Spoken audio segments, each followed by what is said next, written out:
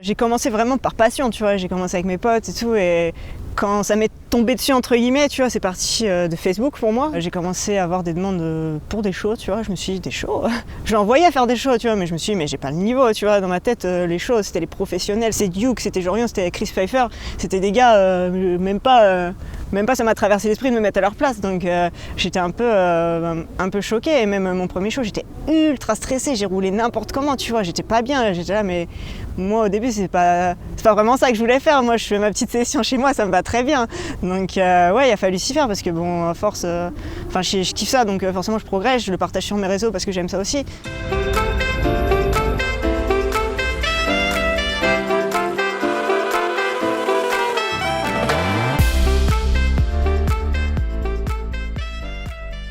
Il a fallu que j'apprenne aussi les shows, parce que les shows, c'est pas que faire un spectacle, c'est partager ce que tu fais avec les gens. Je suis très timide, donc au début c'était compliqué à aller vers les gens, à être souriante.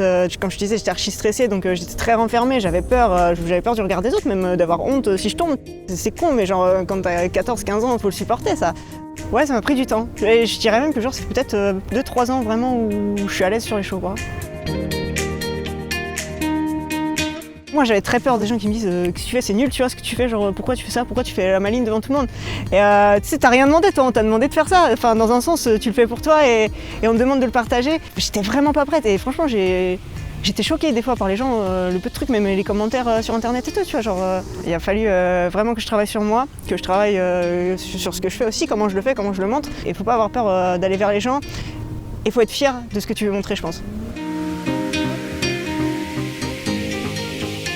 Ouais, il a fallu que je me fasse aider, tu vois, j'ai vu un psy et tout, vraiment, il y a des trucs, ça allait pas. Je me suis mis à lire énormément. Et ouais, je pense que de m'être développée personnellement, d'avoir fait autre chose que juste rester sur ma moto, ouais, ça m'a énormément aidé. Pendant des années, je me suis entraînée pour faire mes tricks, pour kiffer mes sessions. Petit à petit, je me suis mis en tête qu'il fallait que je fasse 3-4 minutes dans un ordre précis, à faire des tricks que j'aime pas en plus, des fois des trucs genre les Watchtower, mais je me suis fait faire ça, mais je me suis infligé ça, je te jure, parce que cette figure, elle fait trop peur, elle est trop dure, les wheeling reverse, des trucs comme ça. Et dans le fond, en fait, c'était dur à l'entraînement, mais maintenant, je suis trop fière, tu vois, aussi de le faire, parce que je me dis, mais Sarah, réveille-toi, tu vois, genre, t'es la seule meuf à faire ça, et genre, c'est un truc de fou, enfin, c'est trop bien. Et je me suis aussi mis la pression de cette compétition-là, Sunday. Tu vois, je me suis dit, vas-y, j'aimerais trop faire une compète, mais genre, je repars avec une moto que je connais pas, je repars un peu à zéro. Et ça a été dur, parce que je voulais faire tout ce que je faisais avant, dans un programme précis, avec un ordre précis. Mais j'ai fait une moitié de dépression, je te jure, juste pour ça, parce que genre, je me disais, vas-y, j'y arrive pas, quoi, genre, j'arrive pas à me mettre dedans. En fait, j'arrive pas à m'entraîner juste pour un run. Et je te jure, là, genre, la compète, je m'y suis pris peut-être 4 mois avant. Et je peux te dire, pendant 3 mois, j'ai rien foutu. Parce que sur le spot, j'arrivais pas à me mettre dedans. J'étais là, mais j'arrive pas, tu vois, à faire 3 minutes. Et je me suis réveillée un mois avant, à me dire, mais non, vas-y, faut que je le fasse. J'ai commencé à me mettre la pression, à me faire bien. Et j'ai commencé à kiffer mes sessions, tu vois. J'allais faire une demi-heure de roulage le matin, une demi-heure de roulage à midi, une demi-heure le soir. Je fractionnais mes entraînements pour pas me mettre la pression, pour respirer entre temps, pour faire autre chose, pour faire des trucs plus fun, pour me balader avec mon chien, pour me vider la tête.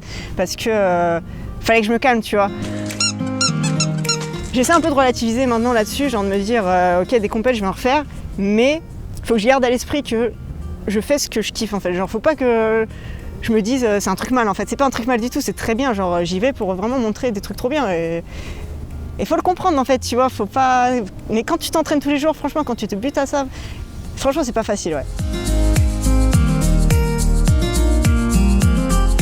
Le premier moment marquant, c'était quand j'ai rencontré Jorian et je sais pas, j'avais 16 ans peut-être. C'est mes parents qui ont dû m'emmener à Lyon parce qu'ils faisaient un show et je me suis dit ah putain, ouais, c'est vrai, c'est vraiment ça que je veux faire, tu vois, j'avais encore mon 125 et ça m'a un peu décidé, ouais, vas-y, c'est vraiment ça que je veux, tu vois, genre je le voyais en vidéo, maintenant tu le vois en vrai, c'est complètement différent.